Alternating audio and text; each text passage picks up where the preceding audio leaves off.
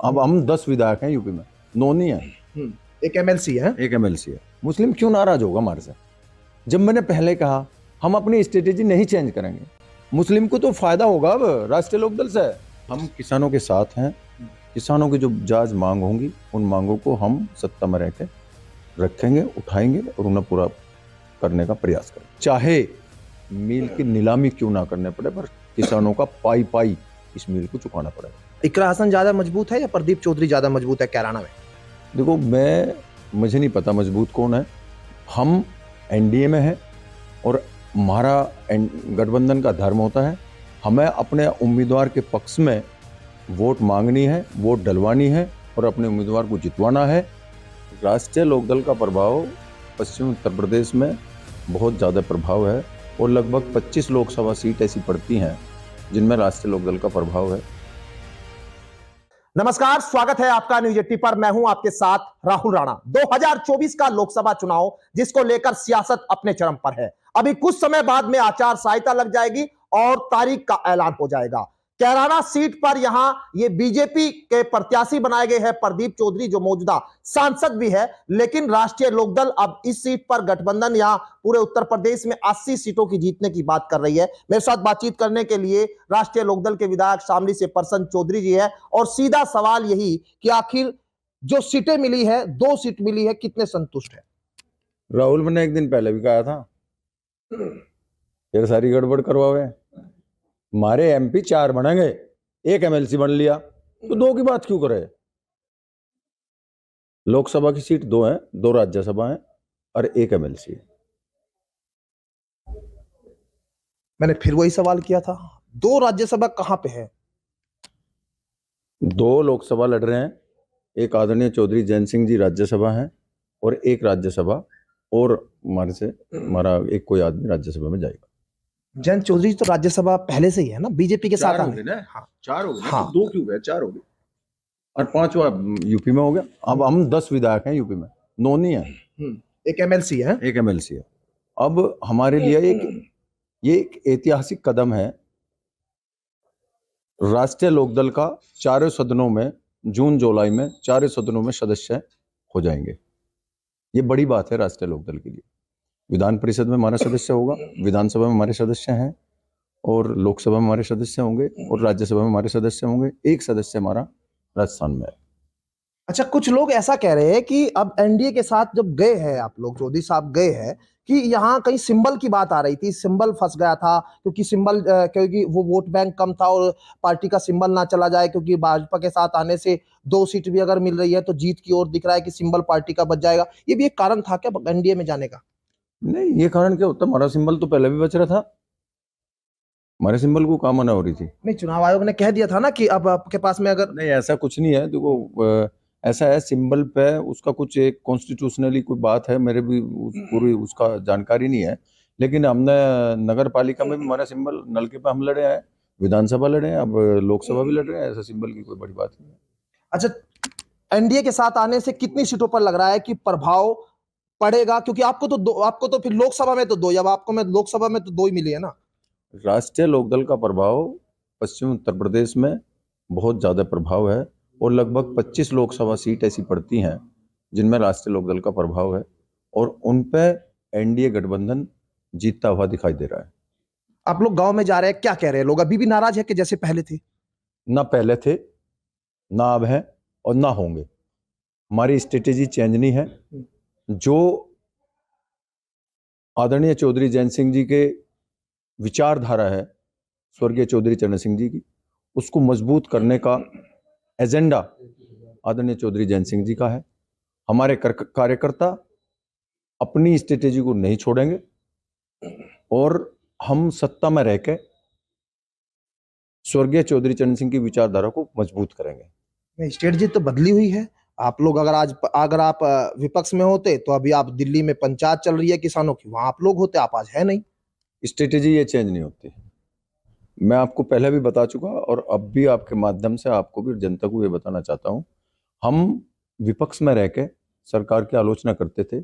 सरकार की जो कमियां थी, जो जनता के फेवर में नहीं थी, उनकी आलोचना हम करते थे।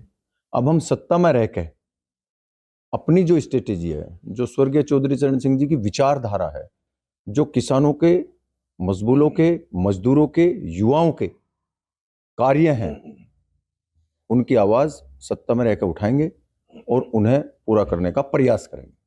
तो आपको नहीं लगता कि जयंत चौधरी जी को भी आज जाके किसानों के बीच में बैठ के कहना चाहिए था कि हम सरकार में हैं, अब आपको आंदोलन की जरूरत नहीं है, हम बात करेंगे आपके लिए? सरकार कभी भी जो सरकार में होगा वो आंदोलन नहीं करता, वो उनकी बात रखता है सरकार के अंदर। वो चौधरी साहब ने बात रखी है और रखेंगे। लेकिन आज किसान जा रहे हैं ना अपने क्षेत्र हम से। किसानों के साथ हैं। किसानों की जो जायज मांग होंगी, उन मांगों को हम सत्ता में रह के रखेंगे, उठाएंगे और उन्हें पूरा करने का प्रयास करेंगे। अच्छा, हर सीट पर जहां जहां अब चुनाव लोकसभा का चल रहा है, वहां बीजेपी के साथ मीटिंग हो गई, राष्ट्रीय लोकदल के लोगों की हो गई। जिम्मेदारी मिली है कुछ कि अब राष्ट्रीय लोकदल के लोग भी अब ये तय करेंगे, ये काम करेंगे, अब इस तरह से बूथ लेवल पे पार्टी मजबूत करेंगी, या राष्ट्रीय लोकदल अपने अलग स्तर पे करेगी या बीजेपी अलग करेगी, ऐसा कुछ? देखो, जब हमारा झंडा और डंडा अलग है, हमारे बूथ लेवल पे कार्यकर्ता हैं, वो हमारी तैयारी पहले से है और अब भी हम अपने कार्यकर्ता को बूथ लेवल पे, अपनी कमेटियों को पूर्ण रूप से कंप्लीट करेंगे और अपने एजेंडे को नहीं छोड़ेंगे। पार्टी को कहीं भी कमजोर नहीं होने देंगे। जहां भी आवश्यकता होगी, जहां हमें दिखेगा कि हमारी पार्टी यहाँ कमजोर है, वहां अपने कार्यकर्ता को खड़ा करेंगे। फिर भुगतान की बात आएगी, गन्ना भुगतान को लेकर पूछेंगे कि आपने गन्ना भुगतान के लिए कहा था कि अभी गन्ना भुगतान कैसे होगा किसानों का? जो मांग जायज है, ये एक्चुअल है, जग जाहिर है, किसानों का भुगतान होना चाहिए और वो 14 दिन की बात है, 14 दिन में होना चाहिए। हम उस बात को उठाएंगे। जैसे शामली मिल का लगभग 215 करोड़ रुपए का भुगतान बचा हुआ है। कल मुझे समय मिला, मैं डीएम साहब के साथ बैठा और मैंने पहली चर्चा डीएम साहब से यही करी कि अब इनका जो समय इन्होंने दिया था मिल वालों ने, वो लगभग पूर्ण होने को जा रहा है और हमारी जिम्मेदारी है उस भुगतान को करावें। तो डीएम साहब बहुत एक्टिव हैं और उन्होंने गंभीरता से इस सवाल को लिया है। प्रशासन एक्टिव है और मुझे उम्मीद है कि जो तरीका डीएम साहब ने मुझे बताया, उस तरीके पे चल के पेमेंट इस मिल को करना पड़ेगा और यदि ये मिल इस टाइप से पेमेंट नहीं करेगा तो हम ये बात आदरणीय मुख्यमंत्री तक ले जाएंगे और चाहे मिल की नीलामी क्यों ना करने पड़े, पर किसानों का पाई पाई इस मिल को चुकाना पड़ेगा। तो आप भी चुनाव के मूड में आ गए? राष्ट्रीय लोकदल तो हमेशा चुनाव के मूड में रहता है। अब तो चुनाव घोषित होने वाला है, हम तो मूड में ही है। कल आदरणीय चौधरी जयंत सिंह जी हमारे जिले में आए थे, 2-4 जगह, 4-5 जगह वो बैठ के गए हैं और चुनाव के मूड में तो है। हमारा प्रत्याशी जहाँ है वो चुनाव की तैयारी में लग रहे हैं, हम भी लग रहे हैं। कल से मैं भी अपने अभियान में चला जाऊंगा। मुझे भी बागपत की ड्यूटी मिली है, बागपत में जाऊंगा और शामली को मुझे देखने है। कह रहे कि जयंत चौधरी जी आए, डैमेज कंट्रोल करने की कोशिश थी, मुस्लिम कहीं कुछ नाराज है आपके गठबंधन के जाने से, वो डैमेज कंट्रोल करने की कोशिश यहाँ हो रही है, पूरी हो जाएगी? ये बात राहुल राणा या कोई पत्रकार कह सके? मुस्लिम क्यों नाराज होगा हमारे से? जब मैंने पहले कहा हम अपनी स्ट्रेटेजी नहीं चेंज करेंगे। मुस्लिम को तो फायदा होगा अब राष्ट्रीय लोकदल से। जो भाईचारा यहाँ था और भाईचारे का जो मिसाल है हिंदू मुस्लिम एकता, हम उस भाईचारे को मजबूत करेंगे। मुस्लिमों को यदि कहीं असहज भी होंगे तो उन्हें हम सहारा देंगे। यदि उनकी गैल कोई नाइंसाफी होगी, उसके लिए हम लड़ाई लड़ेंगे। यदि उनके गैल कोई सोतेला व्यवहार होगा, हम उस सोतेले व्यवहार को नहीं होने देंगे। और रही बात भाई मुस्लिम नाराज, मुस्लिम क्यों नाराज होगा? आज भी मुस्लिम हमारे साथ है, साथ था और साथ रहेगा। ये कुछ 2-4 लोग होते हैं जो फर्जी बात करते हैं, उनमें कुछ राजनीतिक लोग भी होते हैं जो रोटियां सेकने का काम करते हैं और वो हमेशा इस टाइप की बात करके, हिंदू मुस्लिम वाली बात करके या दूसरे तरीके की बात करके वोटर को बरगलाना चाहते हैं। वोटर समझदार हो चुका है, वो बरगलाए में नहीं आएगा। उसे अपने काम चाहिए, अपना रोजगार चाहिए, युवाओं को अपनी नौकरी चाहिए, किसान को अपना पेमेंट चाहिए, भाव चाहिए। वे बातें सारी सरकार में रह के करी जाएंगी। अच्छा, इकरा हसन ज्यादा मजबूत है या प्रदीप चौधरी ज्यादा मजबूत है कैराना में? देखो, मुझे नहीं पता मजबूत कौन है। हम एनडीए में हैं और हमारा गठबंधन का धर्म होता है, हमें अपने उम्मीदवार के पक्ष में वोट मांगनी है, वोट डलवानी है और अपने उम्मीदवार को जितवाना है। और 100% मैं आपको ये कह के चलता हूँ, यहाँ से प्रदीप चौधरी की बहुत अच्छे मार्जिन से जीत हो। कुछ लोग ऐसा भी कह रहे हैं कि प्रदीप चौधरी गांव में नहीं गए, लोगों के पास कम मिले, कुछ एंटी कैंपेंसी है, कुछ लोग कह रहे हैं कि उनका टिकट कट जाएगा कहीं, उन्हीं की पार्टी के लोग, मनीष चौहान की बात कर ले, वीरेंद्र गुर्जर जो उनके पिता है, वो कह रहे हैं कि टिकट कटना चाहिए, कहीं उनके समर्थक गुजरों में भी कुछ जो है लगता है कि कहीं उस जाति में भी कहीं इसको लेकर विरोध है आपके प्रत्याशी को लेकर एनडीए के। देखो, ये विरोध समर्थन लोकतंत्र में चलता रहता है।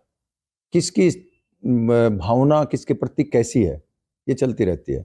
आम जनता समझ रही है और आम जनता के सामने उनके कराए हुए कार्य हैं, वो सब कुछ समझती है।